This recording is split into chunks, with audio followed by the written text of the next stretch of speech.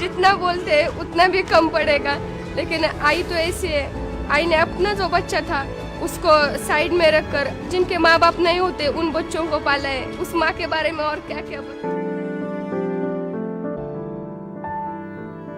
सुबह मैं गाड़ी में बैठती और रात बेरात सुबह सुबह मैं घर आती, फिर गाड़ी में बैठती, क्योंकि भाषण नहीं तो राशन नहीं बेटा। बोलने के बाद मेरे को लोग मदद करते हैं, इसलिए मेरे को बहुत घूमना पड़ता है। बच्चे लोग राह देखते हैं, माँ आएंगे खाने को देंगे, क्या करूँ।